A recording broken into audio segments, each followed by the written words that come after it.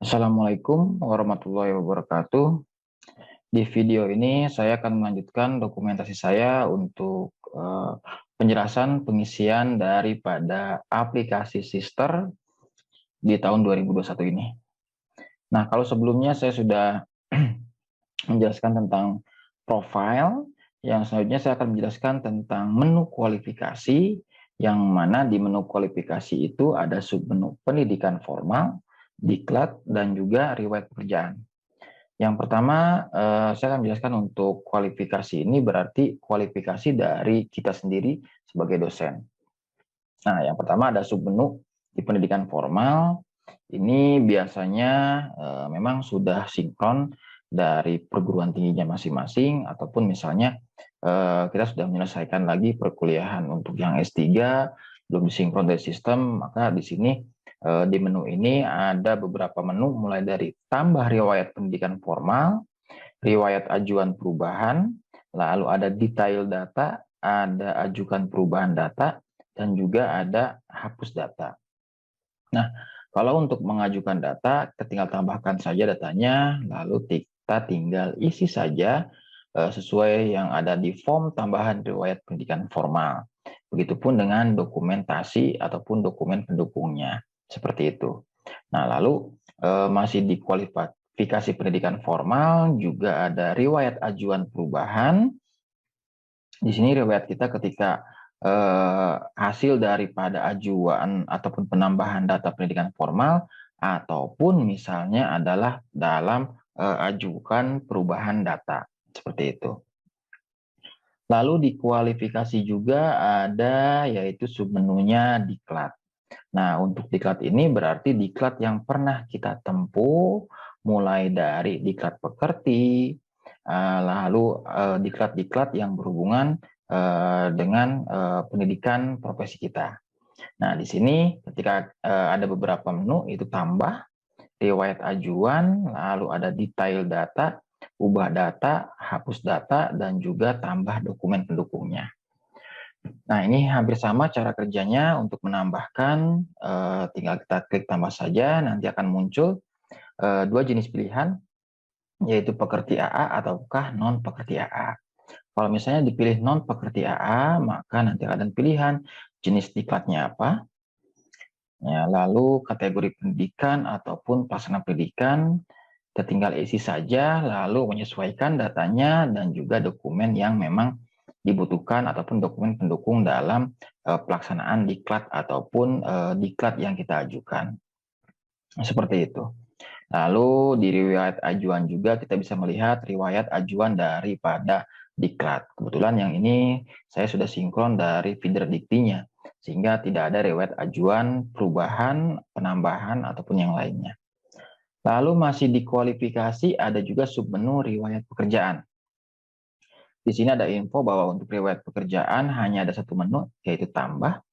Di sini bahwa menu ini untuk mencatat riwayat pekerjaan dosen, baik sebelum maupun setelah menjadi dosen. Jadi data ini akan digunakan untuk melihat indikator jumlah dosen yang telah berpengalaman di industri. Jadi kayak contoh misalnya sekarang ada program magang ya ataupun yang lainnya. Nah, ini bisa ditambahkan untuk riwayat pekerjaannya.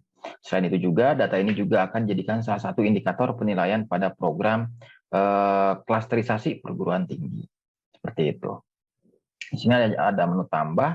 Nanti ketika diklik tambah, di sini ada bidang usaha, jenis pekerjaan, misalnya magang dan yang lainnya, dan juga dokumen-dokumen pendukung daripada riwayat pekerjaan. Itu yang ada pada menu yaitu kualifikasi. Lalu yang selanjutnya juga ini kompetensi penting juga sebagai portofolio kita, yaitu yang pertama adalah sertifikasi.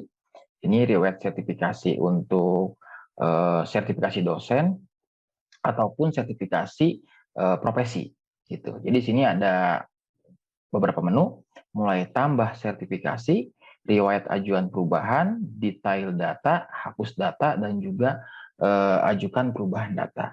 Nah, misalnya kita memiliki sertifikasi kompetensi selain dari pada sertifikasi dosen, berarti di sini ditambahkan sertifikasi profesi. Berarti jenis sertifikasinya apa? Misalnya menjadi asesor PKD, menjadi ataupun memiliki sertifikasi profesi. Lalu pilih bidang studinya, misalnya adalah informatika. Nah, ini akan muncul, lalu kita tinggal pilih saja eh, yang sesuai dengan sertifikasi profesi kita, nomor registrasi pendidiknya, nomor SK sertifikasi, dan juga tahun sertifikasinya. Lalu kita tinggal simpan saja. Seperti itu. Untuk di kompetensi sertifikasi.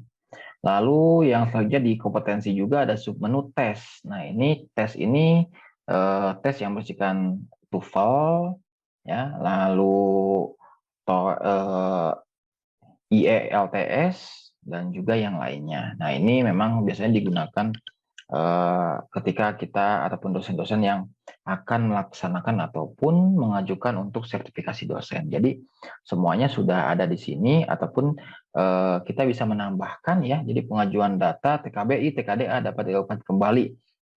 Di sini ada informasi ya. Dari informasi ini kita bisa mengetahui hanya untuk beberapa jenis tes ya. Nah, ini saya menambahkan, nanti ketika ditambahkan akan ada jenis tesnya apa, lalu nama tes, dan juga dokumen pendukungnya. Begitupun untuk yang namanya riwayat ajuannya. Gitu ya. Ini riwayat ajuannya juga sama, pasti akan ada ketika kita menambahkan data untuk kompetensi tes seperti itu. Lalu di sini juga contoh kalau misalnya tesnya yang tidak ini ya, data tidak melalui ajuan, nanti akan muncul keterangannya. Lalu yang selanjutnya adalah pelaksanaan pendidikan. Nah, ini juga penting di portofolio karena ini akan langsung sinkron juga ketika kita mengisi yang namanya layanan BKD. Ya, layanan BKD. Nah, di sini di bagian pendidikan lumayan banyak menunya, tapi ini kebanyakan adalah sinkron dari feeder dikti. Jadi langsung sinkron dari feeder diktinya, dari perguruan tingginya masing-masing. Ada submenu dari mulai pengajaran, kita cek, ini juga sama. Nah, ini sinkron dari feeder dikti, kita nggak bisa menambahkan, ya. Cuma nanti ketika ada data yang tidak sesuai, kita bisa menghubungi admin perguruan tingginya untuk nanti diperbaiki di feeder diktinya. Lalu selain itu juga ada bimbingan mahasiswa, juga sama dari feeder dikti, dari perguruan tingginya masing-masing. Lalu pengujian mahasiswa juga tidak ada menu tambah, tapi semuanya dari feeder dikti. Di sini juga sama ada untuk periodenya, ya. Periode misalnya genap, nah akan ada untuk pengujian mahasiswanya. Lalu di bagian pendidikan juga ada visiting science. Nah, di sini baru bisa menambahkan kita ya, untuk menambahkan perguruan tinggi yang mengundang dan sebagainya. Tinggal kita masukkan saja aktivitas litbangmasnya. Itu lalu di bagian pendidikan juga ada pembinaan mahasiswa. Ini juga pembinaan mahasiswa diambil dari feeder dikti. Lalu bahan ajar juga yang ini bisa kita tambahkan. Jadi kalau bahan ajar, misalnya membuat RPS, membuat modul, membuat buku, dan sebagainya, kita di sini ada menu tambah bahan ajar, detail, ubah data, dan juga hapus data. Untuk tambah, menunya sama ya, semuanya tinggal menyesuaikan dengan POBKD-nya dan juga dokumen-dokumen pendukungnya. Lalu di bagian pendidikan juga selain bahan ajar ada data sharing. Ini bisa menambahkan juga. Lalu di bagian pendidikan ada juga orasi ilmiah. Ini ditambahkan juga secara manual. Lalu di pendidikan juga ada pembimbingan dosen. Dosen yang biasanya misalnya kita dosen untuk rumpun ilmu ataupun dosen mata kuliah. Nah, di pendidikan juga selain pembimbingan dosen, ada tugas tambahan. Nah, di tugas tambahan juga, ini untuk dosen-dosen dengan tugas tambahan bisa dimasukkan, bisa tambah, bisa detail data, bisa ubah data, hapus data, ataupun menambahkan dokumen.